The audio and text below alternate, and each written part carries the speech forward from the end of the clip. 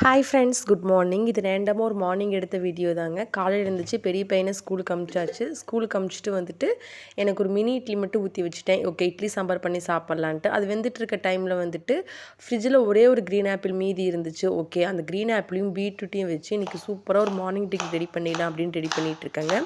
Green apple வந்துட்டு வெறுமனே சாப்பிட கொஞ்சம் புளிப்பாக இருக்கும். டேஸ்ட் வந்து எனக்கு பெருசாக ஒன்றும் பிடிக்கல.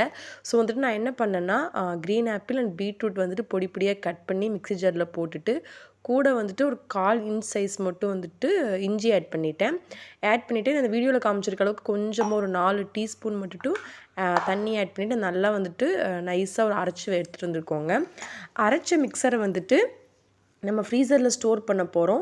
அதுக்கு வந்து நான் ஐஸ் பாக்ஸ் ஸ்டோர் பண்ணுவோம் பார்த்தீங்களா, அந்த ட்ரே எடுத்துகிட்டு அது ஃபுல்லாக ஃபில் பண்ணி ஃப்ரீஸ் பண்ண போகிறேன். இந்த ஃப்ரீஸ் பண்ணதை வந்து நம்ம டெய்லி ஏர்லி மார்னிங்கில் ஹாட் வாட்டரில் ஆட் பண்ணி குடிச்சிட்டு வந்தால் ரொம்பவே உடம்புக்கு நல்லது. ஸோ அந்த மாதிரி ட்ரை பண்ணலான்ட்டு பண்ணிகிட்ருக்கேன். சைட் பை சைடு ஒரு பிரேக்ஃபாஸ்ட்டும் ரெடி ஆகிடுச்சு. ஜாலியாக சாப்பிட்டு என்ஜாய் பண்ணியாச்சு.